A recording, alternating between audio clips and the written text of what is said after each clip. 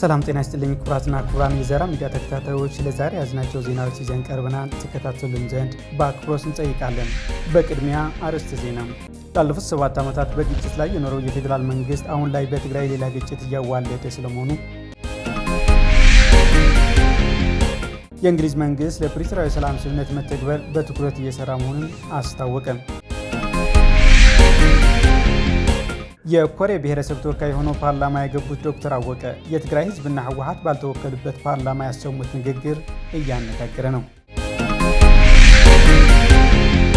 በአማራ ክልል በአድማ ብተናና መከላከያ መካከል በተደረገው ከባድ ውጊያ አሳዛኝ ጭፍጨፋ ተፈጽሟል። ላለፉት 7 ዓመታት በግጭት ላይ የኖረው የፌዴራል መንግስት አሁን ላይ በትግራይ ሌላ ግጭት ለማዋለድ እየሰራ ነው። እናቴ ንጉስ ትሆናለህ ብላኛለች የሚለው ትንቢት ለማስፈጸም ግጭትን ጠምቆ ወደ ስልጣን የመጣው የአብይ አህመድ መንግስት እነሆ ዛሬ 7ኛ ዓመትን አስቆጥሯል። መጋቢት 24 ቀን 2010 ዓ.ም መንበረ ስልጣኑን ከተቆጣጠረ ጀምሮ መላ ኢትዮጵያን የትርምስ ቀጠና ያደረጋት አብይ አህመድ በትግራይ ሌላ ግጭት ለማዋለድ እየሰራ ይገኛል።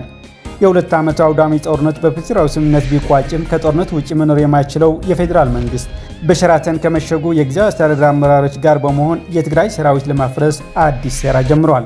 በአዲስ አበባ የመሸጉ የትግራይ ጊዜያዊ አስተዳደር አመራሮች የትግራይ ሰራዊትን ለማፍረስ ከፌዴራል መንግስት ጋር እየሰራ ነው ብለዋል።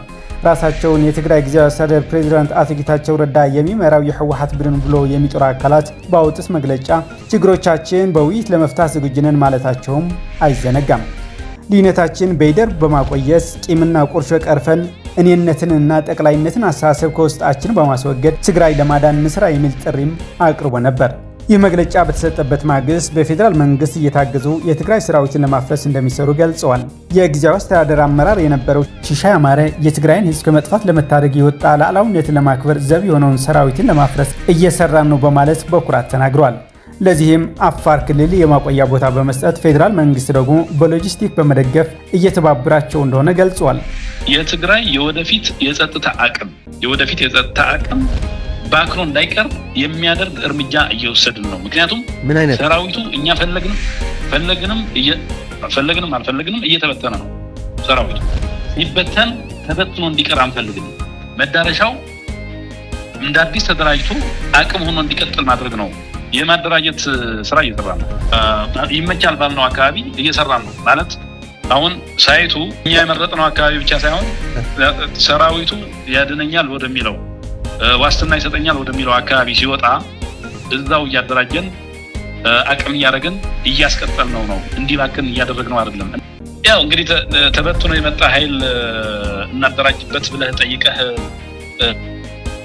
ወደ ሰላማዊ እንቅስቃሴ ሊገባ ይችላል የምትለው ኃይል እረፍት እንስጠው ስትል ይህንን የማይፈቅድ እንትን ብዙም አይኖርም። ሊሆን ይችላል ዞሮ ሳይፈቀድ ላይሆን ይችላል ያልከው ትክክል ሊሆን ይችላል። በፕሪቶሪያ ውል ስምምነት መሰረት ተፈራራሚ አካላት ታጣቂዎችን ከመደገፍ መታቀብ እንዳለባቸው ይደነግጋል። ይሁን እንጂ የፌዴራል መንግስት በዓለም አደባባይ ፊት የፈረመውን ስምምነት በይፋ እያፈረሰው ይገኛል። በሸራተን የመሸጉ የትግራይ ጊዜያዊ አስተዳደር አመራሮችም ሰላም ፈላጊ ነን ከሚለው ማወናበጃ ወጥቶ ጦርነት ናፋቂ መሆናቸውን በአደባባይ አስመስክረዋል።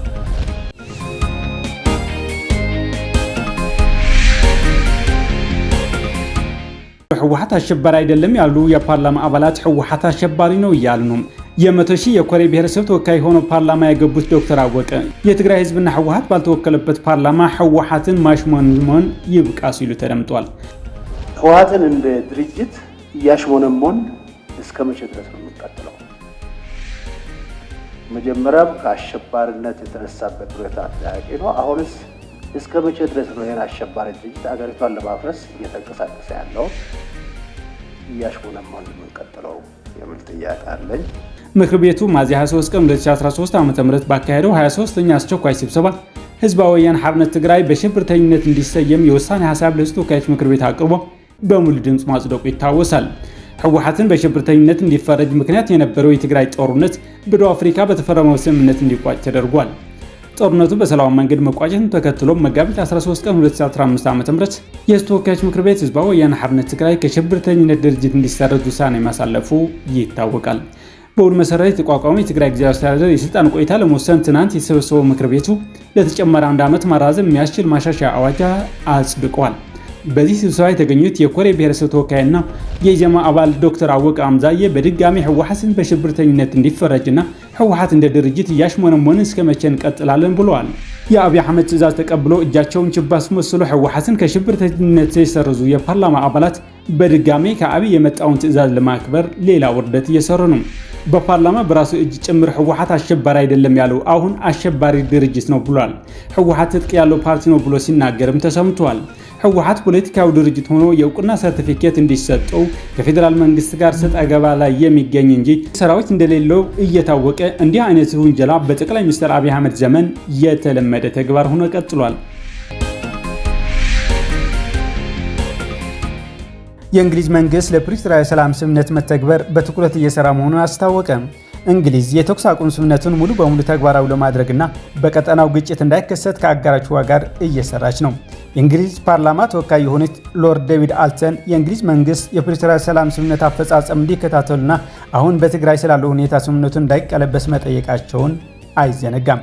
ለዚህ ጥያቄ ምላሽ የሰጡት በእንግሊዝ ፓርላማ የአፍሪካ ጉዳዮች ሚኒስትር ሎርድ ኮሊንስ እንደተናገሩት እንግሊዝ የተኩስ አቁም ስምምነቱን ሙሉ በሙሉ ተግባራዊ ለማድረግ ድጋፏ እንደምትቀጥልና ቀጠናው ወደ ግጭት እንዳይመለስ ከአጋሮቿ ጋር እየሰራች ነው ብለዋል። ቀደም ሲል ዩናይትድ ኪንግደም ከ23 የአውሮፓ ሀገራት ጋር በጋራ በወጣችው መግለጫ ለስምምነቱ መተግበር ድጋፏ እንደምትቀጥል ገልጻለች። ሎርድ ኮሊንስ አክሎም ሁሉም ወገኖች ከግጭት ድርጊቶች ተቆጥበው በአስቸኳይ ወደ ውይይት መግባት አለባቸው ብለዋል። ጠቅላይ ሚኒስትር አብይ አህመድ ኢትዮጵያ የቀይ ባህር አባል አደርጋለሁ ማለታቸውና የፕሪቶሪያ ስምምነት በሙላት ባለመተግበሩ በቀጠናው ጦርነት ሊነሳ ይችላል በሚል ከባድ ስጋት መደቀኑ ይታወቃል።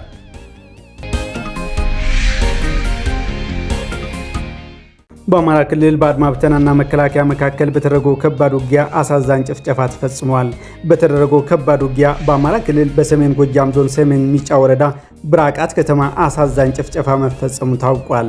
የብልጽግና ስርዓት በ2013 ዓ.ም ከማይካድራ እስከ ማርያም ደንገላት ከአክሱም እስከ ቦራ ከማህበረ ደጎ እስከ ሳምራ ያዳረሰ የንጹሃንን ጭፍጨፋ ፈጽሟል። የተገደሉ ንጹሃን የትግራይ ተወላጆች አስክሬናቸው አፈር እንዳይለብስ በማድረግ የጭካኔውን ጫፍ አሳይቷል። በወቅቱ የሩቅ ተመልካችና የጄኖሳይድ ተባባሪና አባሪ የነበሩ አካላትም አሁን ላይ የጭፍጨፋው ገፈት ቀማሽ ሆነዋል። መጋቢት 22 ቀን 2017 ዓ.ም ጀምሮ በአብይ አህመድ ብልጽግና ቡድን አገልጋይ በሆኑ አድማ ብተናና መከላከያ መካከል ከባድ የሆነ የእርስ በርስ ውጊያ ተካሂዷል። እርስ በርሳቸው በፈጠሩት የተኩስ ልውውጥ የብራቃት ከተማ ነዋሪዎችን በየሰፈሩ እየዞሩ ህፃናትና አረጋውያን ጨምሮ ያገኛቸውን ንጹሃኖችን በአሰቃቂ ሁኔታ ጨፍጭፈዋል። ከሟቾች መካከል የፍጣ ሚካኤል ቤተክርስቲያንን አስተዳደርን ጨምሮ ከወፍጮ ቤት ሲመለሱ የነበሩ እናቶችን እንዲሁም ቤት ለቤት እየዞሩ በር እየገነጠሉ ጭምር በመግባት ንጹሃኖችን ያለ ርህራሄ በአሰቃቂ ሁኔታ ገድሏቸዋል። እስካሁን አስከሬናቸው ያልተነሱ ንጹሃን እንዳሉ ሆኖ አስከሬናቸው የተነሳ የ46 የንጹሃን ሟቾች ስም ዝርዝር ይፋ ተደርጓል።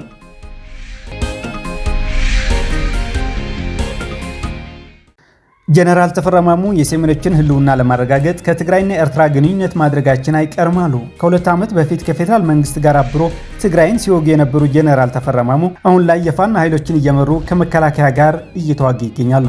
ፋኖ ዘመቻ አንድነት በሚል ስያሜ በ6 ግንባሮች መከላከያ ላይ የከፈተው ዘመቻ ውጤታማ መሆኑንና መከላከያ አቅመ ቢስ መሆኑን አረጋግጠናል ብለዋል። በተቀናጀ የፋኖ ጥቃት ከፍተኛ ኪሳራ የደረሰበት የብልጽግና ስርዓት ሽንፈቱን ለማድበስበስ ሌላ መግለጫ እንዲያወጣ እንዳስገደደውም ገልጿል። መከላከያ በጀነራል ምግበይ ኃይል አስተባባሪነት በ6 ግንባሮች ትንኮሳ ተፈጽሟል ያለውም ፍጹም ውሸት መሆኑን አጋልጧል። ጀነራል ተፈራ ማሞ እስካሁን ከጀነራል ምግበይ ጋር ምንም አይነት ግንኙነት የለንም ብለዋል። መከላከያ የተምታታ መግለጫ እንዲያወጣ እያደረገው ያለው የፋኖ ምት ነው። በቅርቡ ያስመረቃቸው የአድማ ብተና አባላትም ወደ ፋኖ እየተቀላቀሉ መሆኑን ገልጿል።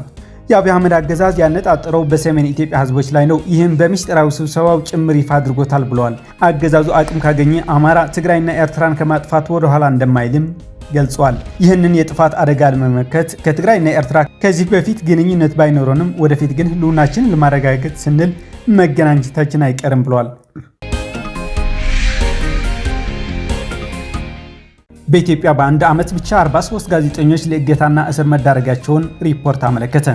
ማሻሻያ ስልጣንን በስራ አስፈጻሚዎች እጅ ላይ ያከማቻል፣ እንዲሁም ለመገናኛ ብዙሃን ተቆጣጣሪው አካል ለአደላ ቁጥጥር በር ይከፍታል ሲሉ አስጠንቅቋል ሲል ሪፖርት ይገልጻል። ሪፖርቱ በተጨማሪም ሴት ጋዜጠኞች የሚያጋጥማቸውን ጾታዊ ጥቃቶችን በዝርዝር ያቀርባል። በዚህም ሴት ጋዜጠኞች በኦንላይንና በስልክ የግድያ ዛቻዎች እንደሚደርስባቸው፣ የጾታዊ ጥቃት ሰለባ መሆንና ስም ማጥፋት እንደሚፈጸምባቸው ያትታል። የኢኮኖሚ ችግሮች የጋዜጠኞች ሁኔታ የበለጠ አወሳስቦታል ያሉ ሪፖርቱ አያይዘውም የኢትዮጵያ መንግስት የጋዜጠኞችን የዘፈቀደ እስርና ማስፈራሪያ እንዲያቆም እንዲሁም የመገናኛ ብዙሃን የባለቤትነት መዋቅራቸው ሳይለይ በነፃነት መስራት እንዲችሉ እንዲያረጋግጥ ጥሪ አቅርቧል። እንዲሁም የጸጥታ አካላት ህገወጥ በሆነ መንገድ የአካል የዲጂታልና የሞባይል ስልክ ክትትል ከማድረግ እንዲቆጠቡና የፌዴራል ህገ መንግስት እንዲሁም ዓለም አቀፍ የሰብአዊ መብት ድንጋጌዎችን እንዲያከብሩ አሳስቧል። ሪፖርቱ በተጨማሪም በጋዜጠኞች ላይ ለተፈጸሙ ወንጀሎች ውጤታማ ገለልተኛና ነፃ ምርመራዎችን እንዲደረጉና አጥፊዎች ለፍርድ እንዲቀርቡ ጥሪ አቅርቧል። በአማራና በኦሮሚያ የሚንቀሳቀሱ ታጣቂ ቡድኖችም ጋዜጠኞችን ማፈን፣ ማሰቃየትና ማስፈራራት እንዲያቆሙ እንዲሁም ዓለም አቀፍ መመሪያዎችን ማክበር እንዳለባቸው አመልክቷል። የተከበራችሁ የዛራ ሚዲያ ተከታታዮች ለዛሬ የያዝናቸው ዜናዎች እነዚህን ይመስሉ ነበር። መልካም ጊዜ ይሁንላችሁ።